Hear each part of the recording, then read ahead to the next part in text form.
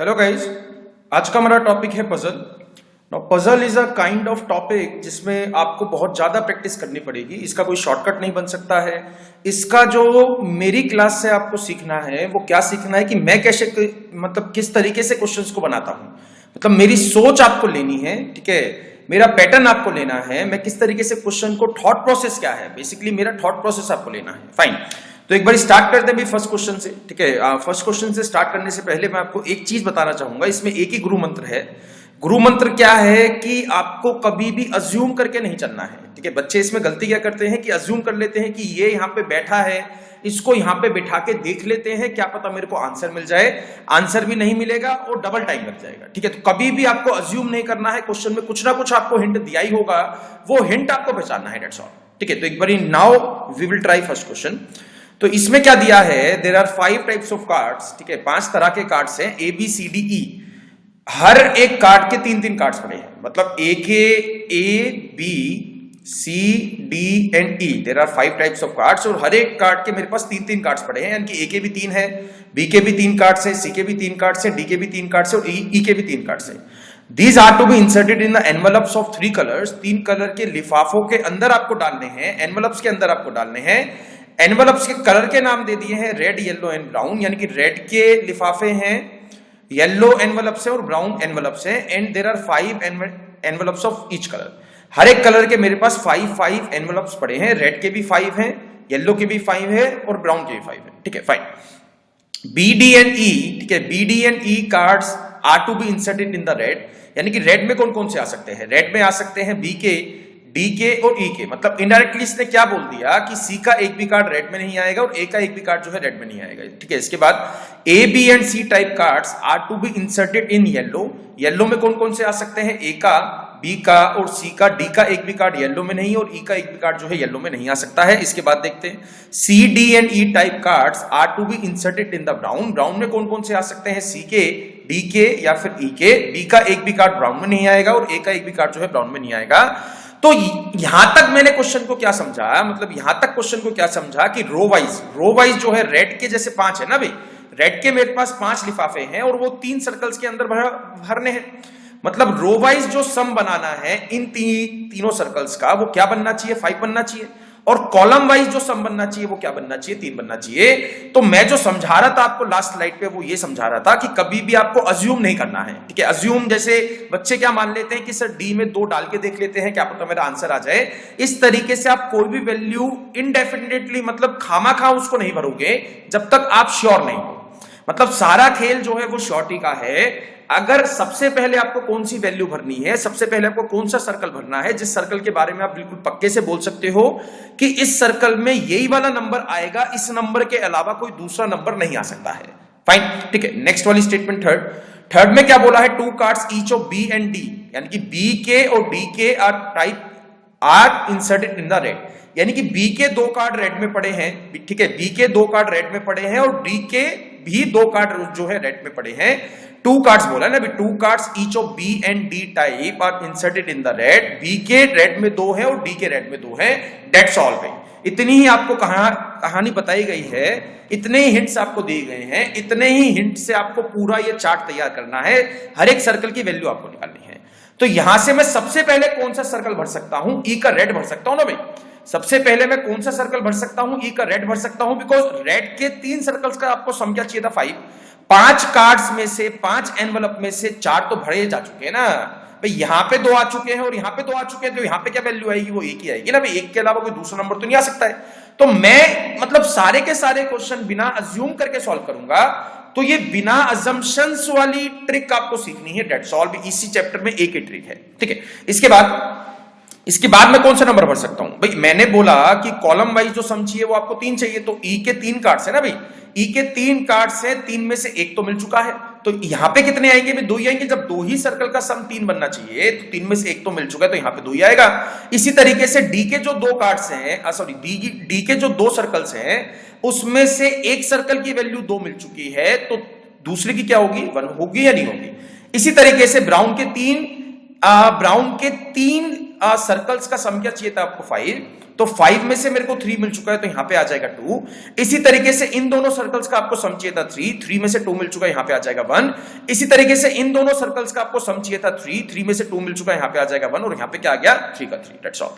तो मेरे को मतलब ज्यादा टाइम नहीं लगा भी। तो पजल में एक चीज आपको ध्यान रखनी है, you just need to make the chart. ठीक है, आपको एक चार्ट बनाना है, उसी चार्ट पे 5 क्वेश्चन आपसे पूछे जाएंगे। ठीक है, जैसे इसमें मैंने खाली एक क्वेश्चन दिया है, क्वेश्चंस फॉर इजी, क्वेश्चन में कोई दिक्कत नहीं है, मैं क्वेश्चन नहीं भी दूंगा तब भी चल जाएगा। इंपॉर्टेंट ये चार्ट है, इंपॉर्टेंट मेरी सोच है, मैं किस तरीके से क्वेश्चन को सोच रहा हूं वो आपको उसी तरीके से क्वेश्चन को सोचना है। ठीक है, तो यहां पे उसने बोला विच of the following combination of types of cards and the number of cards and the colour of envelope is definitely correct. भाई उसने इसमें आपको ऑप्शन चेक करने पड़ेंगे, इसके अलावा कोई दूसरा चांस नहीं है। तो येलो में ए के दो दिखाई देते हैं। फर्स्ट ऑप्शन में क्या दिया है, ए के 2 है, बी के 2 है, सी का 1 है। येलो, तो येलो में ए के 3 है, यहां पे दिया है 2, तो ये वाला ऑप्शन गलत हो गया। ठीक है, नेक्स्ट देखते हैं। सेकंड ऑप्शन में उसने बोला ब्राउन में सी के 2 है, ब्राउन में डी का 1 है और ब्राउन में ई के 2 है, तो ब्राउन में सी के 2 भी दिखाई दिए, डी का 1 भी दिखाई दिया और ई के 2 भी दिखाई दिए, तो option number B second is correct. तो जो भी क्वेश्चन आएगा वो इस चार्ट की मदद से आपको सॉल्व करना है। That's all. ठीक है, now try the next question. Next question आपको खुद से ट्राई करना है, खुद से ट्राई करना है, नहीं होता है then you should play the video. ठीक है, देखते हैं। ओके, तो A B C D E F G. ठीक है, there are 7 persons, A B C D E F N G. ठीक है, there are at least 2 passenger in each vehicle. वो अलग अलग व्हीकल्स में जा रहे हैं, 3 व्हीकल्स हैं, यानी कि 3 डिफरेंट व्हीकल्स। तो व्हीकल्स के नाम दे देते हैं फर्स्ट, सेकंड एंड थर्ड। ठीक है, फाइन। इसके बाद देखते हैं, there are at least 2 passenger in each vehicle. कम से कम हर एक व्हीकल में कम से कम 2 बंदे आपको चाहिए, हर एक व्हीकल में कम से कम 2 बंदे चाहिए। फिर इसके बाद इन each vehicle first, second and third, and each vehicle has a passenger of both the sexes. मतलब दोनों सेक्सेस के लोग आपको चाहिए, मतलब कम से कम एक मेल और कम से कम एक फीमेल तो चाहिए ही चाहिए। 2 मेल और 1 फीमेल भी बन सकते हैं, 2 फीमेल और 1 मेल भी बन सकते हैं, उसमें कोई दिक्कत नहीं है, बट कम से कम एक मेल और कम से कम एक फीमेल आपको चाहिए। देयर आर 2 इंजीनियर्स, इनमें से 2 तो इंजीनियर हैं, ठीक है, और 2 है डॉक्टर और 3 दिए हैं टीचर्स। ठीक है, तो जो जो मिलता जाएगा वो उसको उसके साथ जो है लिंक कर देंगे। सी इज अ लेडी डॉक्टर। भाई प्लस का साइन आपको मेल के लिए यूज करना है एंड माइनस का साइन आपको फीमेल के लिए यूज करना है, यानी कि प्लस का साइन इज फॉर मेल। ठीक है, प्लस का साइन मेल के लिए बोल देंगे और माइनस का साइन फीमेल के लिए बोल देंगे। ठीक है, जो जो मिलता जाएगा उसके लिए बात देखते हैं। She is a lady doctor and she does not travel with a pair of sisters A and F. इस स्टेटमेंट में बहुत ज्यादा जानकारी आपको दी है। सबसे पहले पता लग चुका है कि सी क्या है, बिना डॉक्टर है, तो सी को मैं डी के साथ मिला दूंगा बिकॉज सी क्या है, डॉक्टर है। तो she is a lady doctor, उसका जेंडर क्या मिल गया मेरे को, देन फीमेल। तो she is a lady doctor and she does not travel, मतलब सी जो एक लेडी डॉक्टर है वो ना तो ए के साथ ट्रेवल कर रही है और ना ही एफ के साथ ट्रेवल कर रही है। और ए और एफ क्या है, दोनों बहनें हैं, बिकॉज क्या बोला है, पेयर ऑफ सिस्टर्स, यानी कि दोनों एक दूसरे की क्या है, बहनें हैं। तो ए का भी जेंडर क्या मिल गया, फीमेल, और एफ का भी जेंडर क्या मिल चुका है आपको, फीमेल। ठीक है, इसके बाद देखते हैं, सी लेडी डॉक्टर है और ए और एफ के साथ ट्रेवल नहीं कर रही है। B a male engineer, B जो है एक मेल है, बी एक मेल है और क्या है, इंजीनियर है। तो B is a male engineer, तो बी को ई के साथ मिला देंगे। B a male engineer travels with only G. जो बी है वो खाली जी के साथ ट्रेवल कर रहा है, और जी क्या है, टीचर है। जी क्या है, टीचर है। भी बहुत ध्यान से समझना, बहुत ध्यान से समझना, इस वाले पॉइंट को बहुत ध्यान से समझना।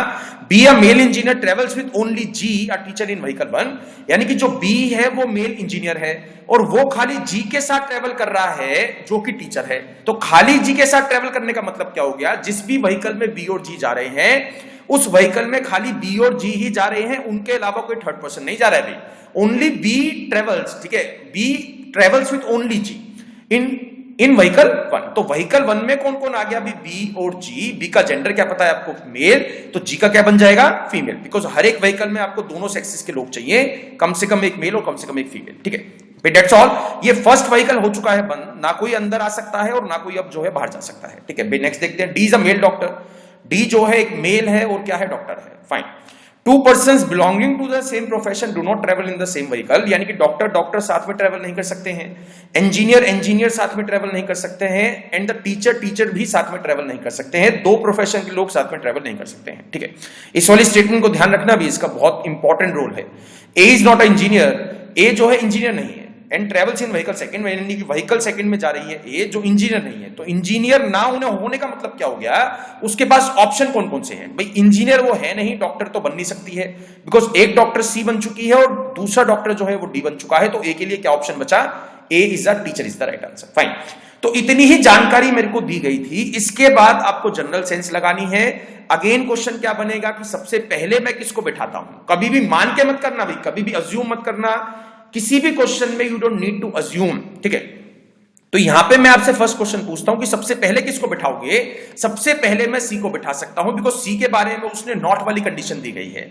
मैक्सिमम क्वेश्चंस में क्या होता है, जिसके साथ नेगेटिव दिया गया है ना, मतलब ये वो नहीं है या ये उसके साथ नहीं जा रहा जाएगा, तो उस वाली स्टेटमेंट से आपको स्टार्ट करना है। मतलब सी जो है ए के साथ ट्रेवल नहीं कर रही है, मतलब सी और ए साथ में ट्रेवल नहीं कर सकते हैं। तो सी को अगर मैं बिठाने निकलता हूं तो सी जो है व्हीकल फर्स्ट में तो नहीं आ सकती भाई। व्हीकल फर्स्ट में तो खाली बी और जी है। व्हीकल सेकंड में भी नहीं आ पाएगी, बिकॉज व्हीकल सेकंड में तो ए ट्रेवल कर रही है और वो ए के साथ ट्रेवल नहीं कर सकती है। तो सी के लिए खाली एक ही ऑप्शन बचा, व्हीकल थर्ड। जेंडर क्या पता है, फीमेल, एंड प्रोफेशन क्या पता है, डॉक्टर। ए का प्रोफेशन क्या पता था, टीचर, ठीक है। नेक्स्ट देखते हैं।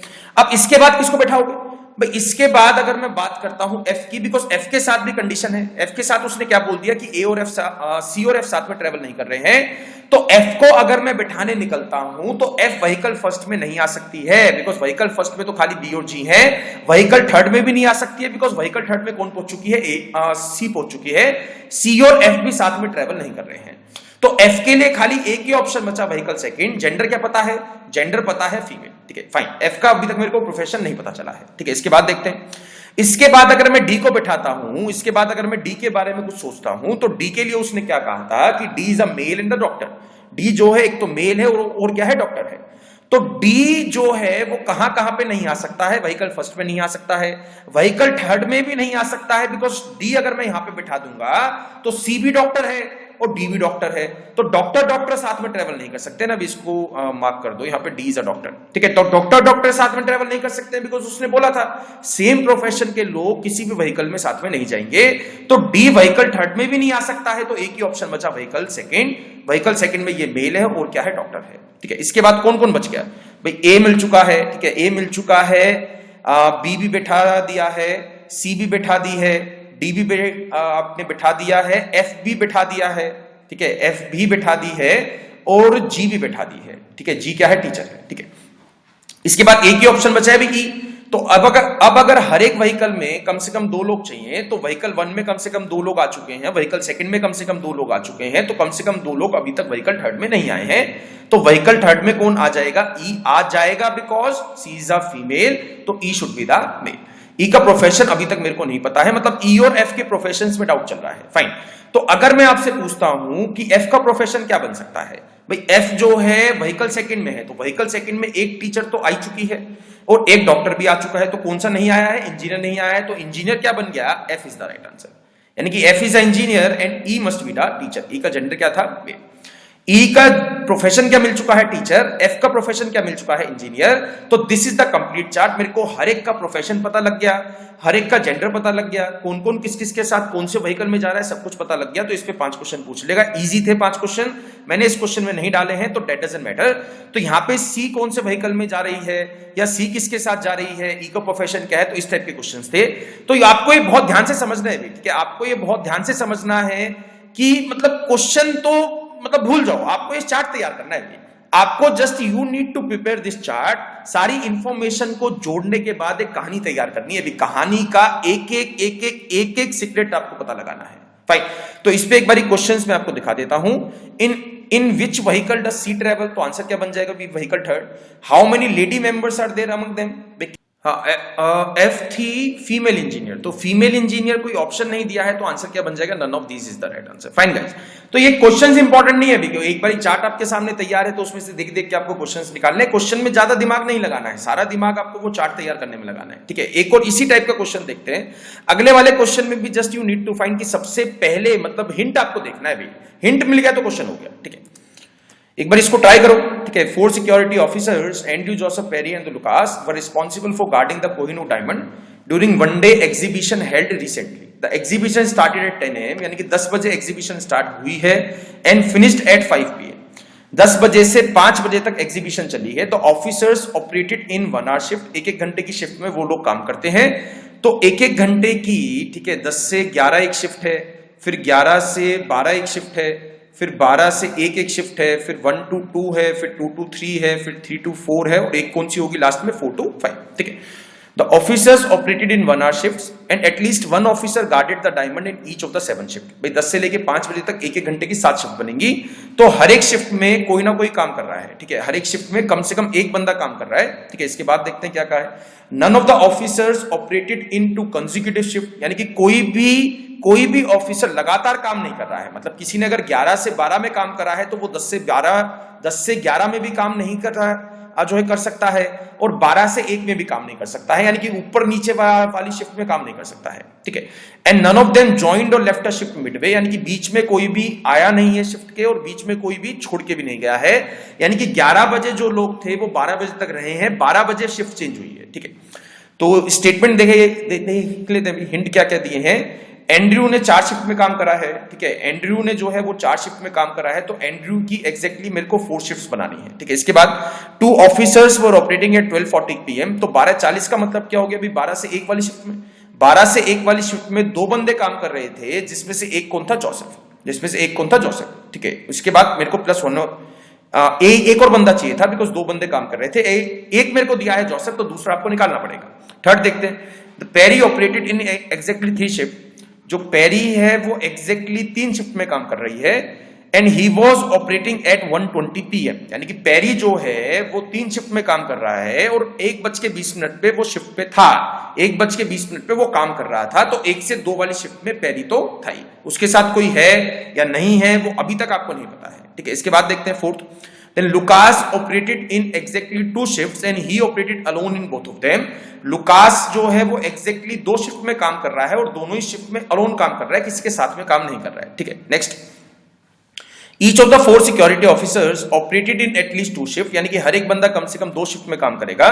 एंड्रयू कम से कम 2 शिफ्ट में काम कर रहा है, देन पेरी कम से कम 2 शिफ्ट में काम कर रहा है, लुकास भी कम से कम 2 शिफ्ट में काम कर रहा है। तो किसके बारे में बात चल रही है, जोसेफ के बारे में बात चल रही है। जोसेफ भी कम से कम 2 शिफ्ट में काम करेगा। ठीक है, नेक्स्ट वाली स्टेटमेंट क्या है, Joseph and Perry never operated all together in any of the shift, Joseph और पेरी ने किसी भी शिफ्ट में साथ में काम नहीं करा है। जोसेफ और पेरी ने किसी भी शिफ्ट में साथ में काम नहीं करा है, तो ये चीज आपको ध्यान रखनी है। तो सबसे पहले हिंट क्या है, सबसे पहले भी एंड्रयू की सबसे ज्यादा शिफ्ट है ना, मतलब 7 में से वो 4 शिफ्ट में तो काम कर रहा है, 7 शिफ्ट है ना भी टोटल, 7 शिफ्ट में से वो 4 शिफ्ट में काम कर रहा है, 3 शिफ्ट में वो काम नहीं कर रहा है, तो 3 में नहीं कर रहा है वो इजी है भाई फाइंड करना। तो सबसे पहले किसको बैठाएंगे, एंड्रयू को। अब इस पे आ जाओ, जोसेफ के साथ उसने क्या बोला, ठीक है, जोसेफ के साथ उसने क्या बोला, 12 से 1 वाली शिफ्ट में 2 लोग काम कर रहे हैं, जिसमें से एक कौन है, जोसेफ। तो दूसरा कोशिश करते हैं भी फाइंड करने की, क्या जोसेफ के साथ पेरी आ सकता है, नहीं आ सकता है भी, पेरी तो इस वाली शिफ्ट में काम कर रहा है, 12 से 1 वाली में वो नहीं कर सकता है, अगर वो 1 से 2 में काम कर रहा है, भी दिया था ना कंसेक्यूटिव में कोई भी काम नहीं करेगा। इसके बाद लुकास भी काम नहीं कर सकता है, बिकॉज लुकास जो है वो अलोन काम कर रहा है, किसी के साथ में काम नहीं कर रहा है, तो लुकास नहीं कर सकता है, पेरी भी नहीं कर सकता है, तो कौन बचा, यहां पे कौन आ जाएगा, एंड्रयू। तो एक एंड्रयू मिलते ही क्वेश्चन डन है भाई। अब उसने बोला कोई भी लगातार शिफ्ट में काम नहीं करेगा, तो एंड्रयू ऊपर वाली शिफ्ट में भी काम नहीं करेगा, मतलब 11 से 12 वाली शिफ्ट में भी काम नहीं करेगा, और 1 से 2 वाली शिफ्ट में भी काम नहीं करेगा, तो एक एंड्रयू आ जाएगा यहां पे, एक छोड़ के। ठीक है, एक एंड्रयू पेरी छोड़ के एक एंड्रयू आ जाएगा 2 से 3 में, और एक एंड्रयू आ जाएगा 4 to 5 में। तो ये 4 मतलब एक ही तरीके से ये 4 एंड्रयू डाल सकते हो, इस एक तरीके के अलावा कोई दूसरे तरीके से आप एंड्रयू नहीं डाल सकते हो। फाइन, ठीक है। इसके बाद इंपॉर्टेंट है भी, इसके बाद मैं किसको बैठाऊंगा, लुकास को, क्योंकि लुकास के बारे में उसने कहा है कि अलोन काम कर रहा है, किसी के साथ में काम नहीं कर रहा है, तो ऐसी शिफ्ट चाहिए जिसपे अभी तक कोई बंदा आपने फिक्स नहीं करा है। तो ऐसी 2 ही शिफ्ट है, 11 to 12 एंड 3 to 4, तो यहां पे कौन आ जाएगा, लुकास, और यहां पे भी कौन आ जाएगा, लुकास। फाइन, इसके बाद देखते हैं भी लुकास की 2 शिफ्ट मिल गई, एंड्रयू की 4 शिफ्ट मिल gई, अब कौन बचा, पेरी। तो पेरी की 3 शिफ्ट बनानी है, एक तो मिल चुका है, एक पेरी मिल चुका है, मतलब 2 पेरी और आपको ढूंढने हैं। तो यहां पे आ सकता है भी 11 to 12 में पेरी नहीं आ सकता है, बिकॉज लुकास अलोन काम कर रहा है। 12 to 1 में 2 ही बंदे थे, दोनों मिल चुके हैं, तो पेरी नहीं आ सकता है। 1 to 2 में पेरी है, 2 to 3 में भी पेरी नहीं आ पाएगा, बिकॉज पेरी कंसेक्यूटिव में काम नहीं कर सकता है भाई। 1 से 2 में काम कर रहा है, तो 2 से 3 में वो काम नहीं कर सकता ना। 3 to 4 में भी नहीं कर पाएगा, बिकॉज यहां पे कौन है, लुकास है। तो एक शिफ्ट बन जाएगी उसकी सबसे फर्स्ट, यानी कि मतलब 10 to 11, और एक शिफ्ट उसकी बन जाएगी 4 to 5 वाली, एक पेरी आ जाएगा। तो ये दो पैरी आ गए। इसके बाद क्या क्वेश्चन मेरा कंप्लीट हुआ या नहीं हुआ? क्वेश्चन कंप्लीट नहीं हुआ है, ठीक है, क्वेश्चन कंप्लीट नहीं हुआ है बिकॉज उसने ये वाली लाइन कही थी ना, each of the 4 security officers operated in at least 2 shift. तो एंड्रू की कम से कम 2, पेरी की कम से कम 2, लुकास की कम से कम 2 मिल चुके हैं, तो जोसेफ की नहीं मिली ना भाई। जोसेफ की नहीं मिली है तो जोसेफ की निकालो। जोसेफ की एक शिफ्ट तो मिल चुकी है, जोसेफ एक बंदा तो यहां पे काम कर रहा है, तो कहां पे और काम कर सकता है, ठीक है, तो कहां पे और काम कर सकता है? 10 to 11 में वो काम नहीं कर सकता बिकॉज पेरी के साथ में काम नहीं कर रहा है। 11 to 12 में भी काम नहीं करेगा, 12 से 1 में है, 1 से 2 में भी काम नहीं कर सकता बिकॉज पेरी है, 2 से 3 में आ सकता है जोसेफ, तो एक जोसेफ आ गया यहां पे। फिर इसके बाद जोसेफ ढूंढो, भाई हमें क्या पता 2 है या 3 है या 4 है, तो 3 to 4 में भी नहीं करेगा, 4 to 5 में भी नहीं करेगा, तो this is the complete chart. तो इस पे क्वेश्चंस बनाना, ठीक है, काफी इंपॉर्टेंट है भाई ये केस, ठीक है। तो यहां पे जस्ट हमने चार्ट बनाया है, हमने जस्ट एक चार्ट तैयार करा है, उस चार्ट पे 5 क्वेश्चंस आपको मिल जाएंगे। It is so easy guys, it is so easy to get the marks in this chapter, ठीक है। एक चार्ट बना दो मेहनत करके 3 से 4 मिनट में, उस पे 5 क्वेश्चंस ले आओ, ठीक है। तो नेक्स्ट पार्ट देखते हैं।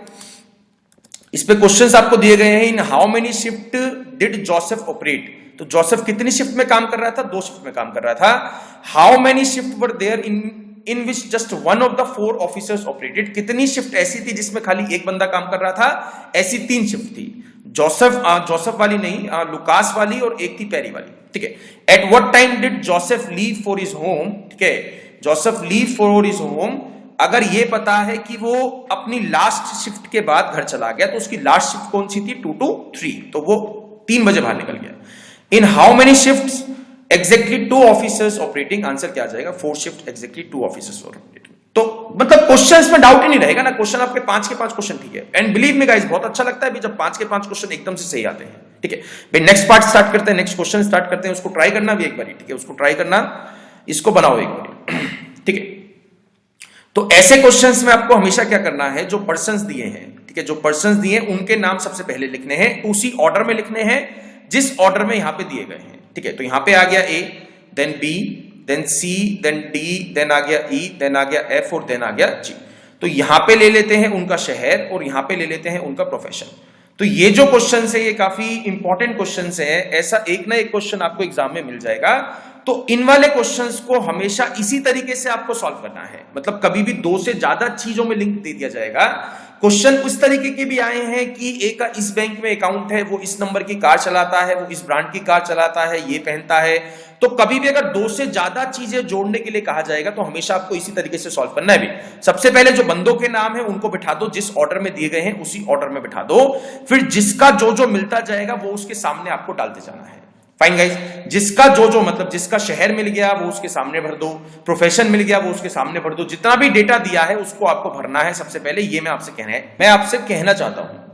तो यहां पे जो है एक बार स्टार्ट करते हैं भी। ए इज अ फार्मासिस्ट, तो ए का प्रोफेशन क्या मिल गया? फार्मासिस्ट, तो यहां पे डाल देते हैं फार्मा, ठीक है। उसके बाद उसने क्या बोला? In practice in the Bhubaneswar, तो उसकी सिटी क्या मिल गया आपको? भुवनेश्वर, तो यहां पे आ जाएगा भुवनेश्वर, ठीक है। इसके बाद देखते हैं D practice in the Bangalore, D जो है बैंगलोर में है तो इसकी सिटी क्या मिल जाएगी? बैंगलोर। फिर उसके बाद क्या बोला? But is not a doctor और आर्टिस्ट, ये जो है डॉक्टर भी नहीं है और ये जो है आर्टिस्ट भी नहीं है, ठीक है। The one who practices in Hyderabad is a professor, यानी कि जो हैदराबाद में काम करता है वो जो है प्रोफेसर है, जो हैदराबाद में काम करता है he is a professor. And G is a counsellor, G जो है काउंसलर है तो काउंसलर डल जाएगा यहाँ पे आ गया counsellor. G is a counsellor and does not practise in Mumbai और चेन्नई, वो जो है मुंबई में भी नहीं है और वो जो है चेन्नई में भी नहीं है, तो जहां जहां पे नहीं है वहां पे कट लगा दो। ई इज अ लॉयर, ई जो है लॉयर है, तो लॉयर का मतलब क्या हो गया? अभी लॉयर उसका प्रोफेशन है तो लॉयर डाल दोगे यहाँ पे। इसके बाद and practice in the Ahmedabad, तो अहमदाबाद आ गया यहाँ पे, ठीक है, अहमदाबाद आ गया यहाँ पे, ठीक है। इसके बाद F practice in the Chennai, F जो है चेन्नई में है तो चेन्नई आ जाएगा यहाँ पे, ठीक है। And but is not a artist, ये जो है आर्टिस्ट नहीं है, ये आर्टिस्ट नहीं है। And she practice in the Mumbai, she जो है मुंबई में है। तो डेट्स ऑल गाइस, तो मैंने सारी की सारी स्टेटमेंट जो है इस चार्ट में डाल दी है, जितना भी मेरे को इंफॉर्मेशन दी थी या फिर डेटा दिया था। तो यहां पे सबसे पहले मैं क्या भर सकता हूं? सबसे पहले आप क्वेश्चन को कहां से स्टार्ट करोगे वो चीज आपको समझनी है, वो चीज आपको जाननी है। तो भाई मेरे को सारी सिटीज मिल चुकी हैं, सारी सबकी सिटीज मिल चुकी है। एक तो बी की सिटी नहीं मिली और एक जी की सिटी नहीं मिली, तो बी की या फिर जी की क्या बनेगी भाई? हैदराबाद। एक की हैदराबाद बनेगी और एक की क्या बनेगी? जयपुर। तो हैदराबाद के साथ क्या दिया है? प्रोफेसर। तो अगर मैं जी में हैदराबाद डालता हूं तो हैदराबाद के साथ भी काउंसलर बन जाएगा ना, बिकॉज जी का प्रोफेशन क्या है, काउंसलर है, बट हैदराबाद के साथ तो प्रोफेसर चाहिए, तो हैदराबाद कहां पे आ जाएगा, बी में, हैदराबाद यहां पे आ गया, प्रोफेसर आ जाएगा यहां पे, ठीक है। इसके बाद उसने बोला दिस इज द प्रोफेसर, ठीक है, दिस इज द प्रोफेसर, तो जी की सिटी क्या मिल जाएगी, मतलब सबकी सिटी मिल चुकी है, तो जयपुर बची है, तो जयपुर किसका बन गया, जी का, ठीक है, जी की सिटी क्या बन गई, जयपुर। इसके बाद प्रोफेशंस की बात कर लेते हैं, सिटीज तो सबकी मिल चुकी है, ठीक है, प्रोफेशन देख लेते हैं। प्रोफेशन के लिए उसने क्या कहा कि आर्टिस्ट जो है वो एफ भी नहीं हो सकता है, आर्टिस्ट जो है वो डी भी नहीं हो सकता है, तो आर्टिस्ट कौन बनेगा, सी बनेगा, नहीं बनेगा, अभी एक ही प्लेस तो बची, आर्टिस्ट कहीं ना कहीं तो बिठाओगे ना, तो आर्टिस्ट डी और एफ तो है ही नहीं, तो she is the only place where artist can come. इसके बाद देखते हैं भाई यहां पे डी के लिए उसने कहा क्या कहा है कि डी जो है डॉक्टर नहीं है, तो डॉक्टर कौन बन गया, एफ, और एक ही प्रोफेशन बचा है इंजीनियर, तो इंजीनियर बन जाएगा यहां पे। तो आपने देखा ये वाला क्वेश्चन मैंने जस्ट 4 स्टेप पे कवर करा है, मतलब 4 स्टेप लगाए हैं और क्वेश्चन आपके पास आ चुका है, क्वेश्चन का पैटर्न आपके पास आ चुका है, क्वेश्चन का चार्ट आपके पास आ चुका है। तो you just need to do this kind of question, ठीक है। कभी भी अगर इस टाइप के क्वेश्चंस करोगे तो हमेशा आपको इसी तरीके से करने हैं। अभी यहां पे क्वेश्चंस बना सकता है hard in the sense city दे सकता है, प्रोफेशन दे सकता है, कौन से रंग की कार चलाते हैं वो दे सकता है, कौन से बैंक में अकाउंट है वो दे सकता है। तो क्वेश्चन लेंथी बनाएगा तो 3 से ज्यादा चीजें डाल देगा, बैंक का अकाउंट डाल देगा, वगैरह वगैरह वगैरह, ठीक है। तो करना आपको इसी तरीके से, सबसे पहले बंदों को बिठा लो, फिर जो जिसका मिलता जाएगा वो उसके सामने भरते जाओ, डेट्स ऑल, ठीक है। नेक्स्ट पार्ट, इस पे क्वेश्चंस कर लेते हैं। What is the profession of D, D का प्रोफेशन क्या था, डी का प्रोफेशन था engineer. Who is the professor, B is the right answer. Which of the following person work in the Jaipur, तो जयपुर में कौन काम किया करता था, जयपुर में जी काम किया करता था, लास्ट वाला। And who is the doctor, doctor कौन था, तो एफ था ना भाई डॉक्टर, तो एफ डॉक्टर था, तो ऑप्शन नहीं दिया है, तो आंसर क्या बन जाएगा, none of these is the right answer, that's all. तो आपके 4 के 4 क्वेश्चन बिल्कुल सही आए हैं। अब स्टार्ट करते हैं जो पजल टेस्ट से, यानी कि पजल टॉपिक से जो सबसे हार्ड क्वेश्चंस आपके एग्जाम में आ चुके हैं या फिर आ सकते हैं, वो सबसे हार्ड क्वेश्चन है, उसको बहुत ध्यान से आपको समझना है, बहुत मतलब ध्यान से आपको क्वेश्चन बनाना है, ठीक है। एक बार स्टार्ट करते हैं। नेक्स्ट इसको करना है भी, एक बार खुद से ट्राई करना है, ठीक है, एक बार खुद से ट्राई करना है, फिर मेरी वीडियो प्ले करनी है, फिर आपको चेक करना है कि आप सही सोच रहे थे या नहीं सोच रहे थे। आंसर से मतलब नहीं है भी, आंसर से मतलब नहीं है, यू हैव टू थिंक कि आपका थॉट प्रोसेस ठीक था या नहीं था, मेरे जैसा था या नहीं था, ठीक है। Each of the 5 students, Ashish, Bimal, Coral, A B C D E मान लेते हैं, ठीक है, ये ए है, ये बी है, ये सी है, ये डी है और ये ई है। Gave a presentation on each of the 5 topics, this and this and this, in a week starting on Monday and ending on the Friday. Exactly 5 presentations were given on the each of the 5 days. ठीक है, हर एक दिन में 5 presentations दी हैं, ठीक है, हर एक दिन में 5 बच्चों ने मिला के 5 प्रेजेंटेशन दी है, मतलब एक बच्चे ने एक प्रेजेंटेशन दी है। And no 2 of which were on the same topic, मतलब उनमें से कोई भी 2 प्रेजेंटेशन जो थी वो सेम टॉपिक पे नहीं थी। And no student gave more than 1 presentation on the any of the 5 days, ठीक है। तो एक बार चार्ट बना लेते हैं। यहां पे लेट सपोज रख देते हैं डेज, तो मंडे था, ठीक है, एक दिया था मंडे के बाद क्या दिया था, ट्यूसडे के बाद दिया था Wednesday, then Thursday, then Friday. तो मंडे टू फ्राइडे में इस तरीके से प्रेजेंटेशंस करी हैं। ये ए ले लेते हैं, ये बी ले लेते हैं, ये सी हो गया, ये डी हो गया और ये ई हो गया, फाइन। इसके बाद देखते हैं क्या उसने दिया है। तो ये वाली स्टेटमेंट जो है, ये वाली इंपॉर्टेंट स्टेटमेंट है, ठीक है। तो इसको मैं एक बार फिर से आपको अच्छे से बता देता हूं। तो यहां पे उसने जो कहा है ना, वो ये कहा है कि मंडे को 5 प्रेजेंटेशंस दी गई हैं, हर एक बच्चे ने एक प्रेजेंटेशन दी है, किसी ने भी 2 प्रेजेंटेशन नहीं दी है, और पांचों की पांचों जो प्रेजेंटेशन है वो डिफरेंट टॉपिक्स पे हुई हैं। मतलब जो मंडे वाली रो है उसमें 5 के 5 डिफरेंट टॉपिक्स आएंगे या नहीं आएंगे, 5 के 5 डिफरेंट टॉपिक्स आएंगे उसमें। जो मंडे वाली रो है अलग अलग टॉपिक्स आएंगे, 5 है। और यहां पे स्टार्टिंग में उसने क्या बोला, each of the 5 students gave a presentation on each of the 5 topics, यानी कि हर एक बच्चे ने हर एक टॉपिक पे प्रेजेंटेशंस दी है पूरे वीक में। तो मतलब क्या हो गया, ये जो ए वाला कॉलम है या जो ये बी वाला कॉलम है, इन कॉलम्स में हर एक दिन जो है अलग अलग प्रेजेंटेशंस देगा। मतलब जो ए है वो सारी प्रेजेंटेशन देगा 5 दिन में, अलग अलग टॉपिक पे देगा, कभी भी वो टॉपिक रिपीट नहीं करेगा। तो इसका मतलब क्या हो गया, मतलब यहां पे लेट सपोज आपने ग्लोबलाइजेशन डाल दिया है, ठीक है। एक चीज मान लेते हैं कि यहां पे आपने ग्लोबल डाल दिया है, तो ग्लोबल जो है रो वाइज भी रिपीट नहीं हो सकता है, और ग्लोबल जो है वो कॉलम वाइज भी रिपीट नहीं हो सकता है। एक चीज समझ में आई ना, क्योंकि मंडे को भी डिफरेंट डिफरेंट टॉपिक हैं और बी ने भी डिफरेंट डिफरेंट टॉपिक दिए हैं। तो ये चीज आपको समझ में आ चुकी है अच्छे से कि हर एक रो में, हर एक कॉलम में एक ही टॉपिक आ सकता है, और रो वाइज भी कॉलम रिपीट नहीं होंगे, और कॉलम वाइज भी टॉपिक जो है वो रिपीट नहीं होंगे। ठीक है, तो स्टेटमेंट स्टार्ट करते हैं। पहले जितना डेटा दिया है उसको भर दो, जो टेबल बना रखी है इस टेबल में जितना भी डेटा दिया है उसको फिल कर दो। तो Coral gave a presentation on globalisation on Tuesday, मतलब ट्यूसडे को कोरल ने यानी कि सी ने ग्लोबलाइजेशन टॉपिक प्रिपेयर करा था, मतलब ग्लोबल मान लेते हैं। ठीक है, इसके बाद Ishaan gave a presentation on human cloning on Monday, यानी कि मंडे को ईशान ने ह्यूमन क्लोनिंग टॉपिक दिया है, HC टॉपिक दिया है। Next, third, Ashish gave a presentation on the same topic on Monday, यानी कि आशीष ने सेम टॉपिक पे मंडे को प्रेजेंटेशन दी है जिस टॉपिक पे दिशा ने प्रेजेंटेशन दी थी फ्राइडे को। कोई चीज समझ में आई या नहीं है? मतलब उसने कहा कि आशीष का मंडे का टॉपिक लेट्स सपोज एक्स है, आशीष का मंडे का टॉपिक और दिशा का फ्राइडे का टॉपिक सेम है, और वो टॉपिक ग्लोबल नहीं है, वो टॉपिक जो है ग्लोबलाइजेशन नहीं है। तो इस चीज को ध्यान रखना, एक्स की वैल्यू ग्लोबल नहीं जो है नहीं पुट कर सकते हो आप। एक ही भाई इसने इस क्वेश्चन में दिया था ना, भाई Ashish gave a presentation on the same topic on Monday on which Disha gave a presentation on the Friday, यानी कि आशीष का मंडे का टॉपिक और दिशा का फ्राइडे का टॉपिक सेम था। ठीक है, इसके बाद फोर्थ में क्या बोला है, B gave a presentation on corruption, terrorism, human cloning on Monday, Wednesday, Friday, यानी कि मंडे को उसने टेरर टॉपिक दिया है, उसने करप्शन टॉपिक दिया है, तो करप्शन टॉपिक आ गया यहां पे। फिर इसके बाद वेडनेसडे को उसने टेररिज्म दिया है, तो टेररिज्म आ जाएगा यहां पे। ठीक है, देन फ्राइडे को उसने ह्यूमन क्लोनिंग टॉपिक दिया है, तो HC टॉपिक आ जाएगा यहां पे। Next, then fifth option, Disha gave a presentation on business and ethics on Wednesday, यानी कि वेडनेसडे को डी ने बिजनेस एंड एथिक्स टॉपिक दिया है, BE टॉपिक दिया है। ठीक है, and she didn't give a presentation on corruption on Thursday, यानी कि इसने करप्शन टॉपिक थर्सडे को नहीं दिया। ठीक है, करप्शन टॉपिक थर्सडे को नहीं दिया है। ठीक है, next, then C gave a presentation on the same topic on Monday, यानी कि सी ने मंडे को सेम टॉपिक पे प्रेजेंटेशन दी है जिसपे आशीष ने फ्राइडे को प्रेजेंटेशन दी थी, यानी कि आशीष का फ्राइडे का टॉपिक वाई है, तो सी का मंडे का भी टॉपिक क्या होगा, वाई होगा। तो ये चीज आपको समझनी थी। ठीक है, तो यहां से अगेन मैं सेम चीज आपसे पूछूंगा कि सबसे पहले कौन से बॉक्स को भरा जा सकता है।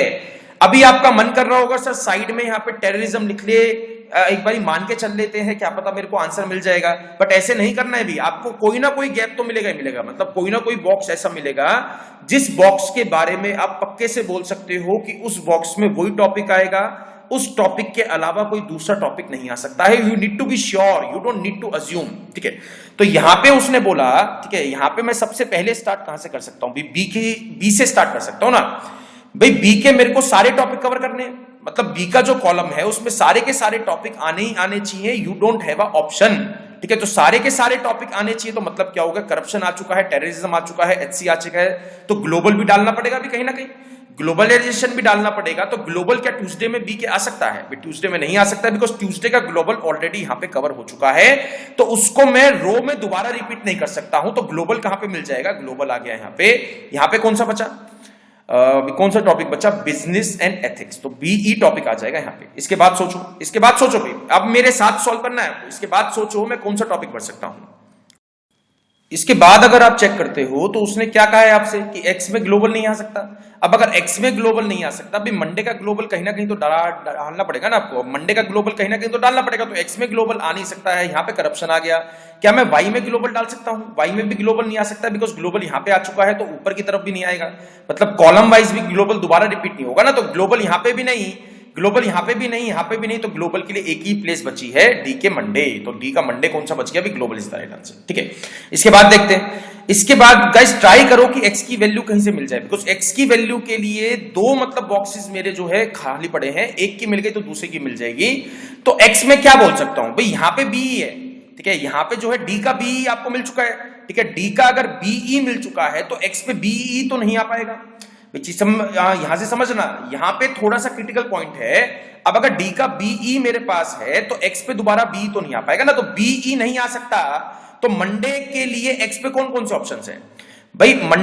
मंडे रो में अगर देखते हो तो एक्स में या तो बीई आना पड़ेगा या फिर टेररिज्म आना पड़ेगा। B E is not possible, B E जो है वो डी की तरफ से इज नॉट पॉसिबल, ठीक है, मंडे की तरफ से पॉसिबल है, डी की तरफ से पॉसिबल नहीं है, बिकॉज ये दोनों दिन तो सेम है ना भाई। यहां पे बीई रखोगे तो यहां पे भी तो बीई रखना पड़ेगा, तो यहां पे बीई नहीं आ सकता है, तो यहां पे भी बीई नहीं आ सकता है, तो कौन सा बचा? टेररिज्म। तो यहां पे कौन सा आ जाएगा? टेररिज्म। और वाई में कौन सा आ गया? बीई। बीई यहां पर है तो यहां पे भी कौन सा मिल जाएगा? बीई। और यहां पे टेररिज्म डाल दिया तो यहां पे भी क्या आ जाएगा? टेरर। ठीक है, इसके बाद करप्शन उसने कहा था कि डी के थर्सडे में नहीं आ सकता है, करप्शन यहां पे नहीं आ सकता, डी का करप्शन कहीं ना कहीं तो डालना पड़ेगा, तो करप्शन आ जाएगा यहां पे। ठीक है, करप्शन आ गया यहां पे, करप्शन यहां पर है तो डी का कौन सा टॉपिक बच गया?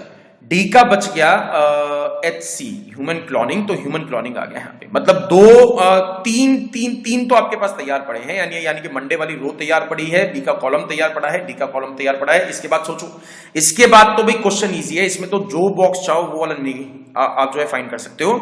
तो यहां पे ट्यूसडे का देखते हैं। ट्यूसडे का HC नहीं मिला है, ट्यूसडे का अभी तक मेरे को BE मिला है, ग्लोबल मिला है, करप्शन मिला है, HC नहीं मिला है।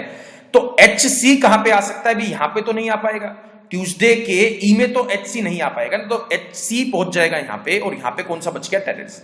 ठीक है, नेक्स्ट पार्ट अगर आप चेक करते हो तो जो है वेडनेसडे का, भाई वेडनेसडे का मेरे को ग्लोबल कहीं ना कहीं तो डालना पड़ेगा ना।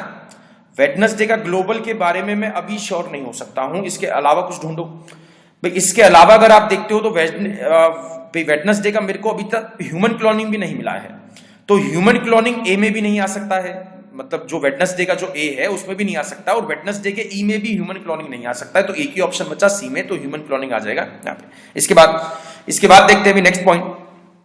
ठीक है, इसके बाद अगर आप देखते हो तो फ्राइडे पे आ जाओ। फ्राइडे का मैं सी फाइंड कर सकता हूं, फ्राइडे का मैं सी फाइंड नहीं कर सकता हूं, बट फ्राइडे का मैं ई फाइंड कर सकता हूं, बिकॉज फ्राइडे का मेरे को ग्लोबल नहीं मिला है।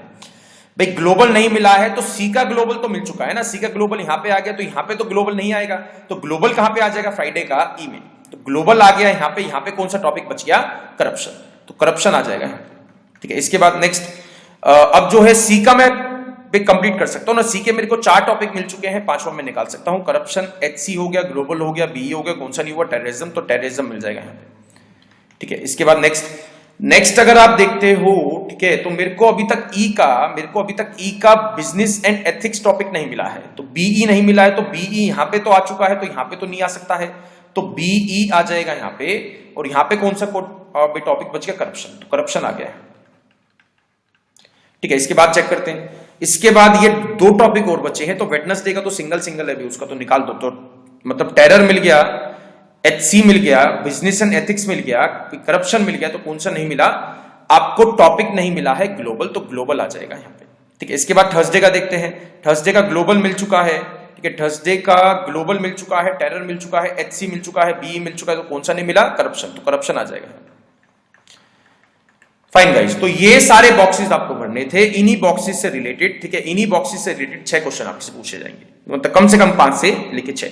तो ये जस्ट पूरा मतलब ये भी एक मेरे को अब भी ध्यान आया, एक गेम हुआ करती थी सुडोकू, तो सुडोकू की तरह है भी, पूरा गेम की तरह लो, इस चैप्टर को पूरा गेम की तरह लोगे तब बन पाएगी बात। ठीक है, टॉपिक की तरह लोगे यार सर हार्ड है तो छोड़ देंगे भी, इस तरीके की सोच नहीं रखनी है आपको। ठीक है, तो यहाँ पे एक बार क्वेश्चंस ट्राई करते हैं भी इसके। ठीक है, क्वेश्चंस में क्या दिया है? On which day of week did Ashish give a presentation on the corruption? तो आशीष ने कौन से दिन पे करप्शन दिया है? तो आंसर क्या बन गया? मंडे नहीं है, ट्यूसडे नहीं है, वेडनेसडे नहीं है, Thursday is the right answer. तो आंसर क्या बन गया? Thursday. On which topic did Ishaan give a presentation on the Thursday? तो थर्सडे को ईशान ने कौन सा टॉपिक दिया है? ईशान ने थर्सडे को टॉपिक दिया है BE, यानी कि business and ethics. Which of the following statement is correct? C and D gave a presentation on corruption on Friday and Tuesday, यानी कि C और D ने फ्राइडे को करप्शन टॉपिक दिया है, नहीं दिया है, रॉन्ग है भाई।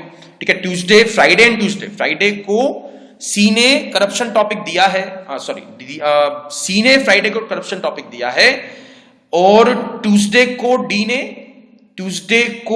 ने भी करप्शन दिया है, तो ये वाला ही तो स्टेटमेंट सही है। A and E gave a presentation on human cloning and terrorism respectively on Tuesday, तो ट्यूसडे को A एंड E, तो A ने ह्यूमन क्लोनिंग दिया है, ठीक है, और E ने ट्यूसडे को टेररिज्म भी दिया है, दोनों ही ठीक है, तो आंसर क्या गया? Both 1 and 2 are correct. ठीक है, on which day Disha give a presentation on human cloning? D ने ह्यूमन क्लोनिंग कौन से दिन दिया है? तो आंसर क्या बन गया? Thursday is the right answer. ठीक है, एक इसी तरीके का क्वेश्चन है, ठीक है, सेम टाइप का क्वेश्चन है, सेम क्वेश्चन है, बिल्कुल सेम तरीके से आपको सॉल्व करना है। एक और क्वेश्चन करते हैं भी सेम टाइप का, उसको ट्राई करना भी अच्छे से। ठीक है, नाउ ये भी जो है वो सेम टाइप का क्वेश्चन है, ठीक है, एग्जैक्टली सेम है। जस्ट पहले वाले क्वेश्चन में कुछ जो है ग्लोबलाइजेशन वगैरह दिया था, इसमें फ्रूट्स के नाम दिए गए हैं, ठीक है, चीज वही है। तो यहाँ पे भी 5 दिन है, ठीक है, जो डेज वो स्टार्ट है ट्यूसडे से हैं, देन वेडनेसडे आ गया, देन थर्सडे आ गया, देन फ्राइडे आ गया, देन आ गया सैटरडे, ठीक है। उसके बाद 5 बंदे हैं, there are 5 persons A B C D and E in the family. तो उसने बोला है ना अभी, each of the 5 members of a family eat each of the fruit 1 by 1 after their lunch from Tuesday to Saturday. मतलब हर एक बंदे ने 5 के 5 फ्रूट खाए हैं, तो एक के कॉलम में 5 के 5 फ्रूट्स आने चाहिए। 5 ही दिन है तो पांचों के पांचों डिफरेंट डिफरेंट फ्रूट्स आने चाहिए। Each of them gets only 1 fruit a day, यानी कि हर एक दिन जो है एक बंदा एक ही फ्रूट खाता है। तो हर एक बॉक्स में, ये जो बॉक्सेस आपको दिखाई दे रहे हैं जो आपको भरने हैं, तो हर एक बॉक्स में खाली एक ही फ्रूट आ सकता है, ठीक है। No two members eat the same fruit on a day, मतलब ट्यूसडे को किसी भी मेंबर ने सेम फ्रूट नहीं खाया, पांचों के पांचों लोगों ने डिफरेंट डिफरेंट फ्रूट खाया। अभी वही कहानी बन चुकी है। मतलब एक फ्रूट अगर कहीं पे डाल दिया तो वो फ्रूट जो है वो रो वाइज भी रिपीट नहीं हो सकता है एंड द कॉलम वाइज भी रिपीट नहीं हो सकता है, ठीक है। तो 1 by 1 स्टेटमेंट पढ़ते हैं। नीदर बीन और ई ईट्स वाटरमेलन और ग्रेप्स ऑन वेडनेसडे, यानी कि वेडनेसडे को वाटरमेलन यहाँ पे भी नहीं आ सकता है और ग्रेप्स भी यहाँ पे नहीं आ सकता है, तो इसको कट कर देते हैं। और ई ने भी वाटरमेलन और ग्रेप्स जो है वो वेडनेसडे को नहीं खाया है, तो ग्रेप्स यहाँ पे भी नहीं आ सकता है, ठीक है। नेक्स्ट देखते हैं। ए ईट्स पॉमे ऑन थर्सडे, यानी कि ए ने जो है थर्सडे को पॉमे खाया है, यानी कि पॉमे ग्रेट खाया है, तो पॉमे आ जाएगा यहाँ पे, ठीक है। इसके बाद D Yeats Apple on Tuesday, D ने जो है एप्पल ट्यूसडे को खाया है, तो ट्यूसडे को डी के कॉलम में क्या रख देंगे, एप्पल, बॉक्स में क्या रख देंगे, apple. E does not eat pineapple on Tuesday, E ने जो है पाइनएप्पल ट्यूसडे को नहीं खाया है, तो पाइनएप्पल यहाँ पे नहीं आ सकता है। Next, B eats pome on Friday, B ने जो है फ्राइडे को पॉमे खाया है, तो पॉमे ग्रेट डाल देंगे यहाँ पे। सी ईट्स ग्रेप्स ऑन सैटरडे, सी ने जो है सैटरडे को ग्रेप्स खाए हैं, तो ग्रेप्स आ जाएगा, ठीक है। इसके बाद ए ईट्स वाटरमेलन ऑन ट्यूसडे, ए ने वाटरमेलन खाया है ट्यूसडे को। Next, D Yeats pineapple on Wednesday, D ने जो है वेडनेसडे को पाइनएप्पल खाया, तो पाइनएप्पल आ जाएगा यहाँ पे। तो अगेन हमारी क्वेश्चन इस क्वेश्चन को भी सॉल्व करने की अप्रोच रहेगी सेम, ठीक है। अप्रोच आपको सेम रखनी है कि सबसे पहले ऐसा बॉक्स ढूंढना है जिस बॉक्स के बारे में आप बिल्कुल श्योरिटी से बोल सकते हो कि वहां पे वही वाला फ्रूट आ सकता है, उस फ्रूट के अलावा कोई दूसरा फ्रूट नहीं आ सकता है। तो जब आप चेक करोगे तो आपको मिल जाएगा कि अगर मैं वेडनेसडे का ग्रेप्स ढूंढने निकलता हूं, यानी कि वेडनेसडे का भी ग्रेप्स कहीं ना कहीं तो चाहिएगा ना आपको, इन पांचों बॉक्सेस में से किसी ना किसी बॉक्स में तो ग्रेप आपको डालना ही पड़ेगा।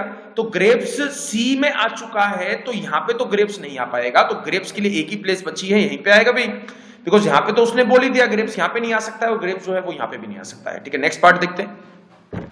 अब वाटरमेलन निकाल सकते हैं भी, जो वेडनेसडे है उसका वाटरमेलन मैं फाइंड कर सकता हूं, बिकॉज वाटरमेलन ग्रेप्स की जगह पे तो नहीं आ सकता है।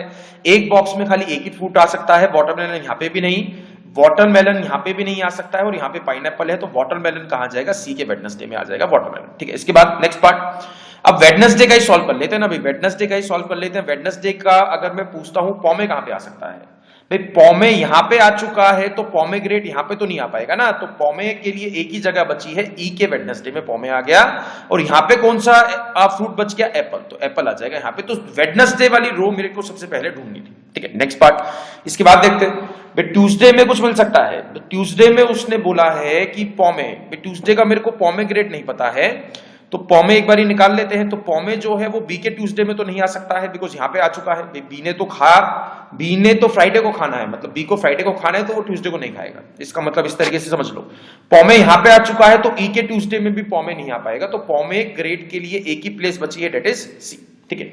नेक्स्ट, ट्यूसडे का पाइनएप्पल निकाल सकते हैं, पाइनएप्पल यहाँ पे नहीं आ सकता, तो पाइनएप्पल आ जाएगा यहाँ पे, फाइन। तो वाटरमेलन, पाइनएप्पल, पॉमे, एप्पल, तो यहाँ पे कौन सा फ्रूट बचा, यहां पे बचा है ग्रेप्स, तो ग्रेप्स आ जाएगा यहां पे, फाइन, ठीक है। इसके बाद देखते हैं, इसके बाद अगर आप फ्रूट देखोगे, ठीक है, इसके बाद अगर मैं देखता हूं तो पॉमे मेरे को चार जगह तो मिल चुका है, मतलब 4 रोज में तो मिल चुका है, यहां पे आ गया, यहां पे आ गया, यहां पे आ गया, यहां पे आ गया, यहां पे नहीं मिला है, तो इजी है भाई, ये वाली रो कट हो गई। सी का पॉमे, डी का जो पॉमे है वो थर्सडे में तो नहीं आ सकता है, बिकॉज थर्सडे में तो पॉमे पहले ही आ चुका है, मतलब ए ने थर्सडे को पॉमे खा लिया, तो डी नहीं खा सकता है। बी ने फ्राइडे को पॉमे खा लिया, तो डी फ्राइडे को भी नहीं खा सकता है, तो पॉमे यहां पे आ जाएगा सैटरडे, ठीक है, पॉमे आ गया यहां पे। इसके बाद मैं क्या फाइंड कर सकता हूं भाई, बी का ग्रेप्स भी कहीं ना कहीं आपको निकालना पड़ेगा, बी का ग्रेप्स भी निकालना पड़ेगा, तो सैटरडे में बी का ग्रेप्स नहीं आ सकता है बिकॉज सी ने ग्रेप्स सैटरडे को खाए हैं, तो बी उसको रिपीट नहीं कर सकता है। तो बी के सैटरडे में ग्रेप्स नहीं आ सकता तो थर्सडे में आएगा, तो ग्रेप्स आ गया। यहाँ पे कौन सा फ्रूट बचा है? यहाँ पे फ्रूट बचा है, कौन सा बचा है? वाटरमेलन। तो यहाँ पे क्या कौन सा फ्रूट आ जाएगा? वाटरमेलन। ठीक है, इसके बाद देखते हैं नेक्स्ट। अब डी का ग्रेप्स फाइंड कर लेते हैं। ठीक है, डी का ग्रेप्स फाइंड कर लेते हैं। तो डी का ग्रेप्स थर्सडे में नहीं आ सकता है बिकॉज बी ने थर्सडे को खा लिया है, तो डी उसको नहीं खाएगा। तो डी का मतलब 2 ही दिन बचे थे ना, या तो थर्सडे में ग्रेप्स आएगा या फिर फ्राइडे में ग्रेप्स आएगा। तो ग्रेप्स यहाँ पे आ गया, तो यहाँ पे नहीं आएगा, तो ग्रेप्स लाना पड़ेगा डी का यहाँ पे।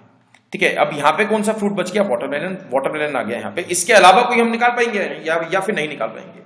भाई ई का मैं फाइंड कर सकता हूं, ई का वाटरमेलन मैं फाइंड कर सकता हूं। तो वाटरमेलन जो फाइंड करोगे आप, तो वाटरमेलन यहां पे आ चुका है तो यहां पे नहीं आएगा, यहां पे भी आ चुका है तो यहां पे नहीं आएगा, तो वाटरमेलन आ गया यहां पे। अब ये जो 6 बॉक्सेस बचे ना, इन 6 बॉक्सेस में आपको डाउट रहेगा। अगर मैं यहां पे एप्पल रखता हूं, ठीक है, अगर मैं यहां पे एप्पल रखता हूं तो यहां पे कौन सा फ्रूट बन जाएगा? भाई पाइनएप्पल। अगर यहां पे एप्पल है तो यहां पे कौन सा फ्रूट बन जाएगा? पाइनएप्पल। यहां पे पाइनएप्पल है तो यहां पे कौन सा बच गया? एप्पल। ठीक है, इसके बाद एप्पल यहां पर है तो यहां पे कौन सा बच गया? पाइनएप्पल। और पाइनएप्पल यहां पर है तो यहां पे कौन सा आ जाएगा? एप्पल। मतलब एप्पल के साथ जो है 6 के 6 बॉक्स में सही मतलब भरा जा रहा है, कोई भी फ्रूट रिपीट नहीं हो रहा है, कहानी सही बन रही है। बट अगर मैं यहां पे पाइनएप्पल रखता हूं तब भी कहानी जो है वो सही बन जाएगी। पाइनएप्पल रखोगे तो यहां पे कौन सा आ जाएगा? एप्पल। और अगर एप्पल यहां पर है, ठीक है, एप्पल यहां पर है तो यहां पे कौन सा मिल जाएगा? पाइनएप्पल। और पाइनएप्पल यहां पर है तो यहां पे कौन सा आ गया? एप्पल। और अगर एप्पल यहां पर है तो यहां पे कौन सा मिल गया आपको? पाइनएप्पल। और पाइनएप्पल यहां पर है तो यहां पे कौन सा आ गया? एप्पल। तो यानी कि एप्पल के साथ भी कंडीशन ठीक है और पाइनएप्पल के साथ भी कंडीशन ठीक है। तो यहां पे मैं कोई भी चीज अज्यूम नहीं कर सकता हूं। आपको एप्पल भी मान के चलना है और आपको पाइनएप्पल भी मान के चलना है। ठीक है, तो क्वेश्चन देखते हैं किस टाइप के मिलेंगे। 17th दिया है, which fruit does E eat on Friday. ठीक है, ई ने कौन सा फ्रूट खाया है? फ्राइडे को। तो ई ने फ्राइडे को खाया भैया वाटरमेलन, तो यहां पे कौन सा आ जाएगा? Watermelon, third option. Who eats pomegranate on Thursday, sorry Wednesday. तो वेडनेसडे को पोमेग्रेट किसने खाया? पोमेग्रेट खाया ई ने, तो option number 3 is correct. On which day does D eat watermelon. तो डी ने वाटरमेलन कौन से दिन खाया? थर्सडे को खाया, answer is Thursday. Which of the following combination is definitely true. ठीक है, तो यहां पे ये वाला क्वेश्चन इंपॉर्टेंट है भाई, ये 20 और 21st क्वेश्चन इंपॉर्टेंट है, जहां पे वो एप्पल और पाइनएप्पल की जो डाउट था उससे क्वेश्चन बनेगा। तो विच of the following combination is definitely true. तो डेफिनेटली ट्रू का मतलब क्या हो गया? वो पक्के से ट्रू है भाई, उस पर डाउट नहीं है मेरे को। क्या पहला ऑप्शन ट्रू बन सकता है? भाई सी ने पॉमे खाया है वेडनेसडे को, तो सी ने पॉमे जो है वेडनेसडे को नहीं खाया है, तो ये ऑप्शन गलत है। क्या सेकंड ऑप्शन सही बन सकता है? सेकंड ऑप्शन क्या दिया है? B apple Thursday. बी ने एप्पल थर्सडे को नहीं खाया है, तो ये भी ऑप्शन गलत है। अब इसके बाद देखते हैं थर्ड ऑप्शन क्या दिया है? ई वाटरमेलन फ्राइडे। तो ई ने वाटरमेलन फ्राइडे को खाया है, तो ये ऑप्शन सही आ गया। अगर डी ऑप्शन चेक करोगे आप, फोर्थ ऑप्शन, तो डी ने ग्रेप सैटरडे को नहीं खाए हैं, तो ये ऑप्शन भी गलत हो गया। और ए ने पाइनएप्पल सैटरडे को, ये ऑप्शन मैं आपको दिखाना चाहता हूं भाई, ये ऑप्शन अगर आप देखोगे फिफ्थ ऑप्शन, तो ए ने पाइनएप्पल सैटरडे, भी ए का पाइनएप्पल सैटरडे फिक्स नहीं था ना। जब आप देखोगे चार्ट जो मैंने बनाया था, उसमें ए पे एक का सैटरडे पे दो फ्रूट आ रहे थे। एप्पल भी उतना ही ठीक है जितना जो है पाइनएप्पल ठीक है। तो इन दोनों में आप डिफरेंशिएट नहीं कर सकते हो। एक को पाइनएप्पल सैटरडे आप डेफिनेटली ट्रू नहीं बोल सकते हो सकता है ट्रू बट डेफिनेटली ट्रू नहीं है, तो ये ऑप्शन इसलिए गलत है। Option number 3 is correct. Fine, 21st का निकालो आंसर। Which of the following combination is definitely false. मतलब कौन सा कॉम्बिनेशन डेफिनेटली फॉल्स है? तो C apple Thursday definitely false है भाई। सी एप्पल थर्सडे हो भी सकता है, ठीक है, सी एप्पल थर्सडे डेफिनेटली फॉल्स है, क्योंकि सी सॉरी क्या था भाई, वो चार्ट एक बार ही चेक करो। सी का थर्सडे, ठीक है, सी का थर्सडे में डाउट था ना भाई, सी के थर्सडे में एप्पल भी आ रहा था और पाइनएप्पल भी आ रहा था, तो मैं श्योर नहीं हूं, वो डेफिनेटली गलत भी नहीं है और डेफिनेटली ट्रू भी नहीं है।